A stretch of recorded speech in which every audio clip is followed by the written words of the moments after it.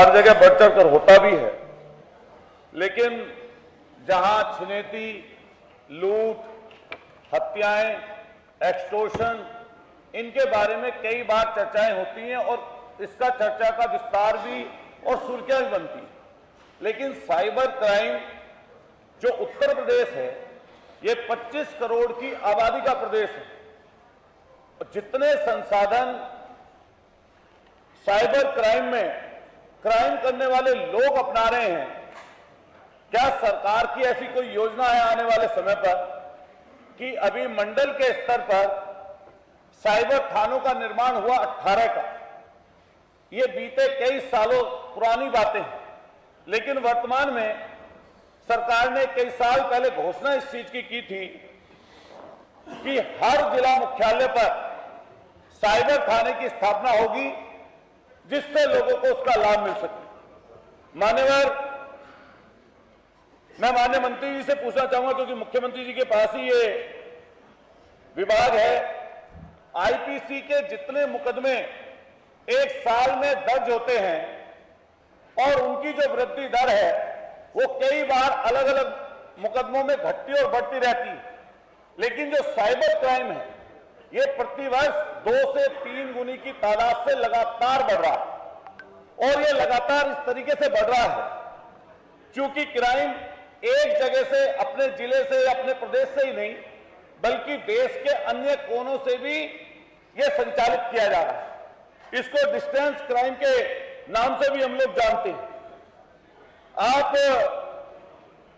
अगर मैं क्वेश्चन पूछूं इस पर, तो आजकल आम हो गया है सर, जैसे एक्सटॉर्शन बोलते हैं हम, सेक्सटॉर्शन भी। एक सामने से कोई व्यक्ति आपकी वीडियो कॉल पर आता है और सामने से वो किस तरह की तस्वीर पेश करता है और उसकी फिर फोटो ले ली जाती है और फिर उसके नाम पर एक्सटॉर्शन का मांगा जाता है। मैं सर एक निवेदन करूंगा, क्योंकि बहुत गंभीर विषय है। हमारे घर के पास एक व्यक्ति पेंशन पर आया, उसके मोबाइल पर किसी की इस तरह की तस्वीर आई, वो तस्वीर जैसे मोबाइल पर आई, उसके बाद दोबारा उसके पास फोन किसी डीआईजी के माध्यम नाम लेकर आया, 7 लाख रुपए सर उससे वसूल लिए। मैंने खुद मेरठ के आईजी महोदय को, एसएसपी महोदय को उसकी सूचना दी। आज तक सर, आज तक उस तरह का कोई चीज उसको बेचारे को मिल नहीं पाई। ऐसे हजारों हजार लोग हैं, जितने लोग यहाँ पर सदन में बैठे हैं, करिए 3 मिनट में आप प्रश्न नहीं कर पाए। इतने लोग जितने सदन में बैठे हैं, हर कोई इससे परेशान है, पीड़ित है। मैं से सवाल ये करना चाहता हूं कि जिस तरीके से फर्जी आइडिया बनाकर OLX की खरीद फरोख्त के नाम से जो आपके एक्सटॉर्शन मनी वसूली जा रही है, क्या ऐसे कोई उपकरण या ट्रेंड अधिकारी आने वाले समय पर सरकार की कोई योजना है कि क्या ट्रेंड अधिकारी कोई इस तरह की या उपकरण ऐसे हैं सरकार के पास जिससे उनकी जानकारी जुटा सकें? दूसरा सर, डाटा एक बार आता है फिर वो चला जाता है, और डाटा के पुनर्जीवित करने की कोई ऐसी उपकरण, ऐसा कुछ है कि जिससे डाटा उपलब्ध हो जाए? हम लोग 2000 की लूट अगर किसी जिले में हो जाती है तो हजारों, सैकड़ों पुलिस वाले उसके पीछे लग जाते हैं, लेकिन अगर 20 लाख रुपए की भी किसी से इस तरीके से साइबर क्राइम के माध्यम से पैसे अगर निकाल लिए जाए तो कोई एसएसपी या कोई पुलिस अधिकारी उसका संज्ञान जी प्रश्न करिए, 4 मिनट मैं तो लास्ट कर रहा हूं सर। मैं सर ये पूछना चाहता हूं कि क्या कोई नोडल अधिकारी इसके लिए जिले में फिक्स होगा कि जिसकी जिम्मेदारी ये तय हो जाए कि साइबर क्राइम से संबंधित कोई अपराध अगर हुआ तो जो व्यक्ति पीड़ित है उसका मुकदमा दर्ज हो गया या नहीं हुआ? अगर मुकदमा दर्ज हो गया तो उसकी कोई जिम्मेदारी किसी की तय हुई या नहीं हुई? इसके लिए सर क्या कोई नोडल अधिकारी जिले में नियुक्त होगा या नहीं होगा? आजकल सोशल मीडिया के माध्यम से लॉ एंड ऑर्डर की सबसे बड़ी 5 मिनट आप सिर्फ प्रश्न नहीं, लॉ एंड ऑर्डर के माध्यम से सबसे बड़ी दिक्कत है, और जब भी कोई अफवाह की चीज चलती है साइबर क्राइम मतलब सोशल मीडिया या किसी भी अन्य प्लेटफॉर्म से, तो उससे लॉ एंड ऑर्डर की बड़ी समस्या भी घटती है, पूरा क्षेत्र का माहौल खराब हो जाता है।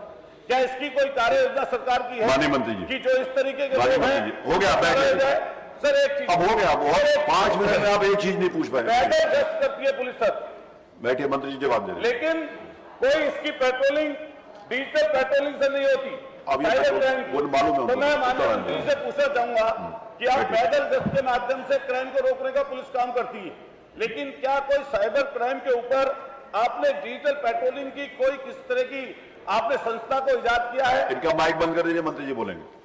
माननीय अध्यक्ष जी, अब बैठ जाइए। माननीय अध्यक्ष 5 जी। मिनट से 6 मिनट आपने सिर्फ प्रश्न किया, 6 मिनट। जब से मान्यवर योगी सरकार आई है तब से लगातार अपराधों में कमी हुई है, और जहां जहां अपराध हुए भी हैं मान्यवर, तो वहां पर सख्त से सख्त सजा दी गई है, और यहां तक एग्जेम्पलरी पनिशमेंट दिया गया। चाहे एनसीआरबी का आंकड़ा देख लें और चाहे मान्यवर लोकल, हर तरह से जो अपराधों के प्रति जीरो टॉलरेंस की बात कही गई थी उसको पूरी तरीके से चरितार्थ किया गया है, और आज उत्तर प्रदेश एक मॉडल बना है, और पब्लिक परसेप्शन भी यही है कि कानून व्यवस्था की स्थिति पहले की सरकारों के मुकाबले में बहुत बहुत बहुत बेहतर है। जहां तक मान्यवर आपने कहा कि साइबर क्राइम की बात कही, मान्यवर परिणाम बताते हैं कि हम कार्रवाई कर रहे हैं। जहां कहीं पर भी सूचना मिलती है मान्यवर, उसमें मुकदमे भी दर्ज होते हैं और उसमें मान्यवर कार्रवाई भी होती है।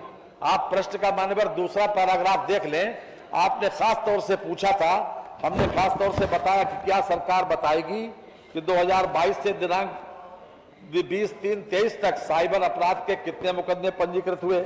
हमने मान्यवर बताया 13,155, और अब मान्यवर हम आपको पूरे आपके माध्यम से पूरे सदन को अवगत कराना चाहते हैं कि हमने उसमें कार्रवाई की है, एग्जेम्पलरी कार्रवाई की, और एग्जेम्पलरी कार्रवाई यहां तक कि हम वर्तमान में जितने भी हमारे मुकदमे पंजीकृत हुए उसके प्रति हुई, और उसके अलावा भी मान्यवर हमने हर तरह से इस बात की कार्रवाई की। हम आपको कार्रवाई के बारे में मान्यवर अवगत करा दे रहे हैं। ये जिस पीरियड का आपने पूछा उस पीरियड का भी बताए दे रहे हैं। मान्यवर 13,155 मुकदमे पंजीकृत हुए, 4,372 आरोप पत्र, 4,406 नहीं आया, 4,606 अंतिम रिपोर्ट, 45 खारिज हुए, और 7,570 व्यक्तियों के विरुद्ध कार्रवाई की गई, और इसमें 89 करोड़ 45 लाख 67,670 रुपए की रिकवरी भी कराई गई। ये